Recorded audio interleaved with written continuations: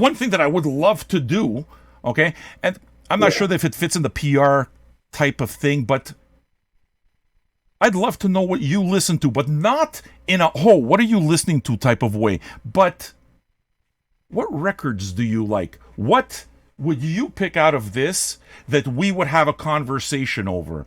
Kind of like reframe that question, you know? Yeah. What would I love to talk about musically at the moment? I mean, three albums are on my mind at the moment. I'd say I've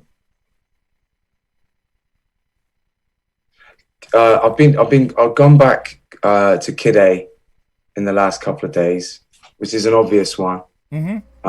But it's just because their anniversary is coming up and they've just donated a test press into Deb, our bassist charity, working with Gig Buddies, bringing people with learning difficulties to shows and having like a buddy system so they can come and be, you know, be free to do their thing in the company of someone else. So listen to that. My favorite album of all time, Van Morrison, Astral Weeks. I think I'd love to get to the crux of that album. Can I admit because I've never gone deep. I'm not a deep fan. I don't go into the details of things, the backstories. I don't know the names of any members of my favorite bands. I understand. Like you, what I love about your concept is that the visceral experience, the emotional thing, the humanity behind hearing a record for the first time is one of the most beautiful things in the world. And that album, for the first time I heard that album kind of created a bond with my dad that I didn't have before as a companion and someone that we have a real connection with musically as fans. And it also changed the sphere of music and fandom and what I am interested in for the rest of my life. Astral Weeks, right? Astral Weeks, yeah. Can I say I never listened to really. I was just into hip hop, and then I heard that album, and then my life changed forever. Can I admit something to you, Joe? Yeah. I've never heard Astral Weeks. Well, there you go. Maybe we can do an Astral Weeks listening part. Dude, if you came and the thing is that, I mean, look, Van Morrison's a fucking prick right now. Okay, but you have to be able to separate the artist from the music. It's an absolute necessity.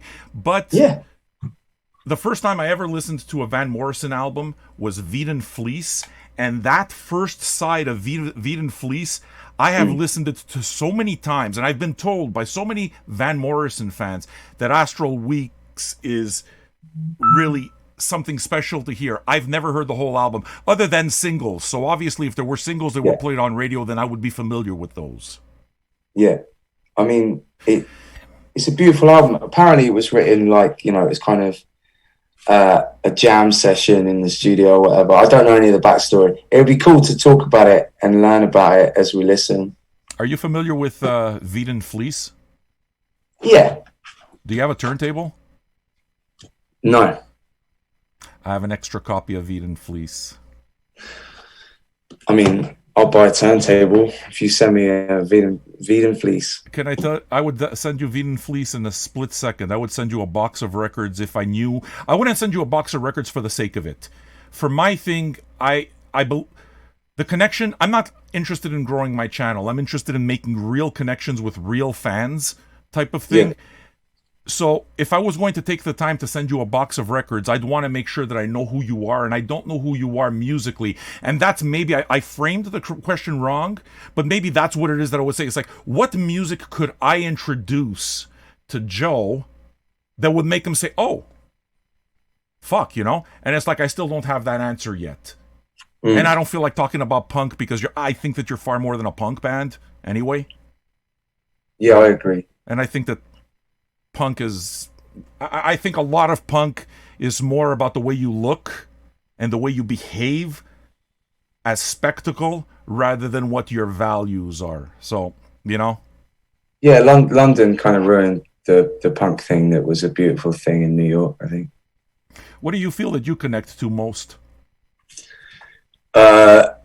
Soul music. Favorites, tell me. Like I get up in the morning, I listen to soul. If I was on my deathbed, I'd listen to soul. Females or males? Males. If I was gonna, yeah, all my favorite soul singers are male. Yeah, Lee Moses, Otis Redding, Screaming Jay, Sam Cooke. You know, all the obvious ones. It took me so long to finally find a copy of Constipation Blues, but I did. You don't know Constipation Blues? No, I don't. Dude, can I play you Constipation Blues? Is this a bad thing for me to play you Constipation Blues? Let's hear it. No, like if you're a Screaming Jay, you need to hear. I have four Screaming Jay Hawkins records. Right. I did not stop buying Screaming Jay Hawkins specifically because it's like I need to have the song Constipation Blues, and Third Man Records finally put out the record. Okay. And basically, I'm not going to explain the song. Is it rude of me to leave you alone and go get the record and then put it on for you? Absolutely. I'm going to go get some water then. Go get some water. We'll reconvene. What I'll do is I'll play him a song from Ultramono, okay? And we'll reconvene after the song. You good with that? Yeah. I love you, my brother. Thank you very much. We'll catch each other at the end of this one. You're the best, man. And you having fun? Go become a patron, you bitch!